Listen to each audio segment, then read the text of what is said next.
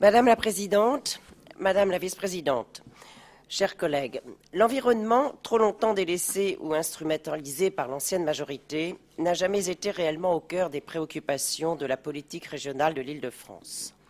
Ceux qui nous donnent des leçons aujourd'hui n'ont pas su écouter ou être assez convaincants pour permettre à notre région d'assumer une vraie politique environnementale moderne, dynamique et incitative, anticipant les grands sujets environnementaux d'aujourd'hui et irriguant ainsi l'ensemble des compétences de la région.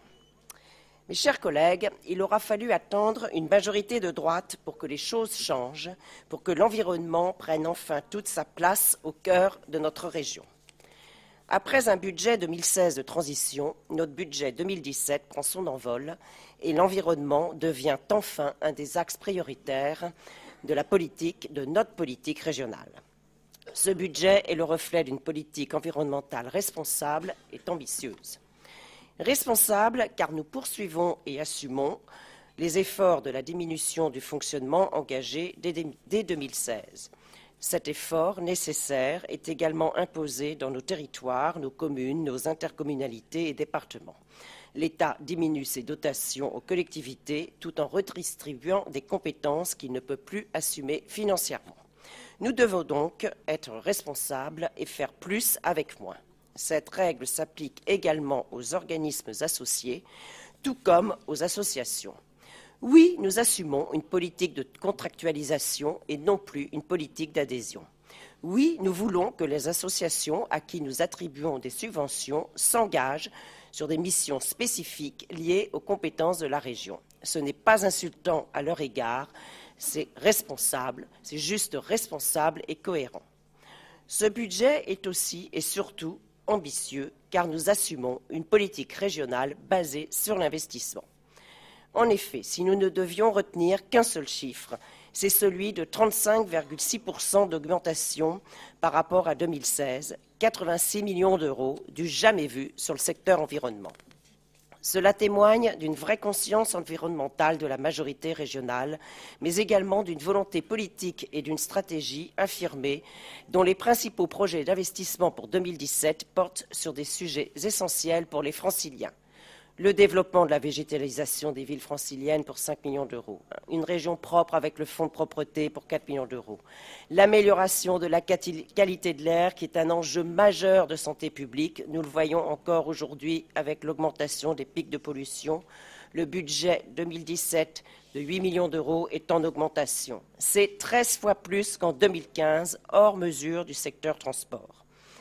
C'est 3 fois plus qu'en 2015 sur le fonds Airbois. C'est 1,5 fois de plus qu'en 2015 pour l'aide à l'acquisition de véhicules propres pour les artisans des départements de la Grande Couronne. Enfin, concernant le volet lié à la transition énergétique, je ne puis que saluer l'augmentation de 20%, tant nous avons à faire, chère Chantal, afin de rattraper le retard dont nous avons hérité. Depuis un an, nous voyons s'affirmer, sous la direction de Chantal Jouanneau, un réflexe environnemental fort, irriguant l'ensemble des compétences de la région, ce qui n'avait jamais été initié en 17 ans.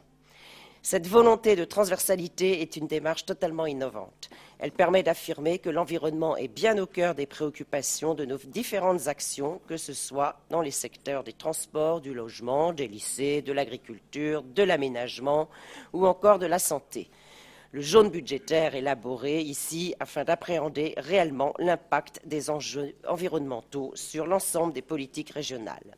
Oui, c'est une nouvelle façon de manager en associant collectivement l'ensemble des composantes de la région afin de mettre en place une politique qui soit réellement efficace et pérenne. Comme vous le voyez à travers ce budget, une volonté politique forte et une stratégie cohérente sont affirmées en faveur de l'environnement.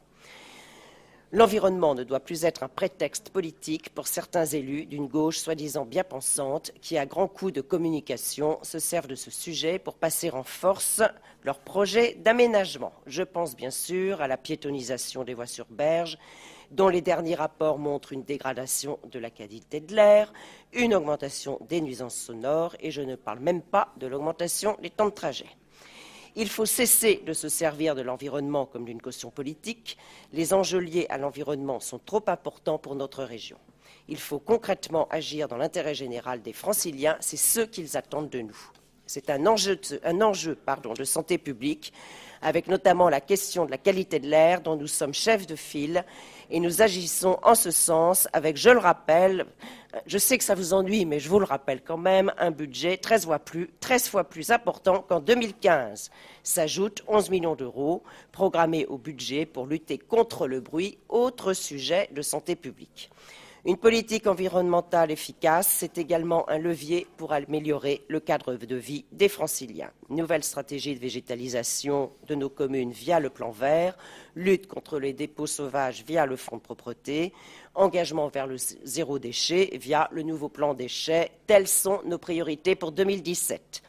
L'environnement est enfin un enjeu économique avec le développement des filières liées à la transition énergétique, l'économie circulaire, la Smart Région, l'innovation et la recherche.